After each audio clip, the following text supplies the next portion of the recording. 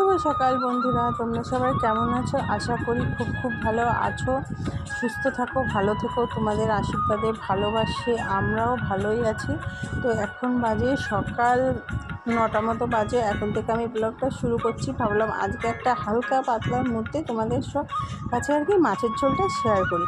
তো এখানে আমি ঝিঙে আলু কেটে নিয়েছি। আর আমাদের না মাঠে ঝিঙে লাগিয়েছে, কি বলবো, দুঃখের কথা, একটু গাছগুলো ভালো হয়নি, শুধু 2-1টা হচ্ছে খাওয়ার মতো, বিক্রি আর করতে পারছে না, এরকম অবস্থা। আর যখন হয় ওই 2-1টা হলে বাবা ওরকম নিয়ে আসে। তো দুদিনে কটা ঝিঙে এনেছিল, তো আজকে আমি কেটে নিয়েছি। আর ঝিঙে না ঘরে বেশি থাকলে জল ফ্রিজে থাকলেও কেমন হয়ে যায়, ভালো লাগে না খেতে।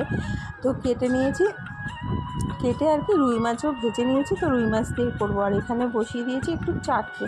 তো চাটনিটা করে তারপরেই আর কি মাছের ঝোলটা করবো। ততক্ষণে আমাদের খাওয়া দাওয়াটাও কমপ্লিট হয়ে যাবে। এখন 9:30 মতো বেজে গেছে। আর গাছের থেকে আম আজকে অনেক কটাই পাড়া হয়েছে। কটা আমার আর কি ভাসুরের বাড়িতে নিয়ে যাবে, আর কটা আমাদের থাকবে, আচার করা হবে। তো তারপরে এখানে আমি মাছের ঝোলের জন্য আর কি কড়াইতে তেল বসিয়ে দিয়েছি, গরমও হয়ে গেছে। তারপরে দিয়ে দিলাম তেজপাতা আর শুকনো লঙ্কা। আর মশলা অল্প মশলাতেই করবো, হালকা পাতলার মধ্যে শুকনো লঙ্কা দেবো না। আর আমরা তো শুকনো লঙ্কা সবসময় তো বলি যে কমই খাই। আর প্রথমে একবারে আমি আলুগুলো দিয়ে দিলাম। আর এখন ঝিঙে দেবো না, কারণ সবাই জানো ঝিঙে না কড়াইতে দিলে জল উঠে যায়। এবার জল উঠে গেলে তখন না আলুগুলো আর ভাজাও হবে না। এবার আলুগুলো যদি একটু লাল লাল না করা হয় তখন ভালোও লাগে না, ঝিঙের সাথে খেতেও ভালো লাগবে না। তো দেখো আমার আলুটা একদম লাল লাল করে ভেজে নিয়েছি হলুদ আর লবণ দিয়ে, আর একটু সিদ্ধও হয়ে গেছে। এবার আমি ঝিঙেগুলো দিয়ে দিলাম।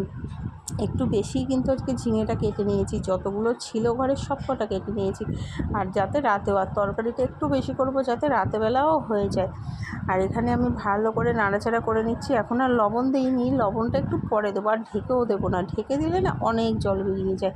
আর এই দেখো এখন ঝিঙে মনে হচ্ছে কত কম, আলুটাই বেশি মনে হচ্ছিলো, আর তখন ঝিঙেটা কত মনে হচ্ছিলো। তো এখানে আমার ঝিঙেটাও সেদ্ধ হয়ে গেছে, ভালো করে ভেজে নিলাম ঝিঙে আলু। আবার তারপরে যে মশলাটা করে রেখেছিলাম, একটুখানি পেঁয়াজ, জিরে, আদা আর লঙ্কা, সেটাই দিয়ে দিয়েছি। আর বেশি কিছু দিইনি। এখানে আমি ধনিয়ার গুঁড়োও ব্যবহার করিনি, ধনেও ব্যবহার করিনি। এই যে বললাম হালকা মশলার স্বাদ মধ্যে এই ঝোলের মাছের ঝোলটা আর কি করবো। এবার দিয়ে দিলাম চিনি স্বাদ মতো আর হলুদ, কারণ চিনি না দিলে না তরকারির তেমন স্বাদ আসে না। আর চিনি জিনিসটা ব্যবহার করে করে এমন অভ্যাস হয়ে গেছে, এখন সব কিছুতে চিনি একটুখানি দিতেই হয়। তো এখানে ভালো করে কষিয়ে নিয়েছি। আর একটুখানি কষাবো, কারণ যতক্ষণ কষাবো শুকনো শুকনো না হলে না ঝিঙের তরকারিটা তো স্বাদটা আসে না। তাই একটু ভালো করে একটু বেশি করেই কষিয়ে নেবো। আর বন্ধুরা, আমার ব্লগটা কাছে দূরে যেখান থেকেই দেখো না কেন অসংখ্য ধন্যবাদ।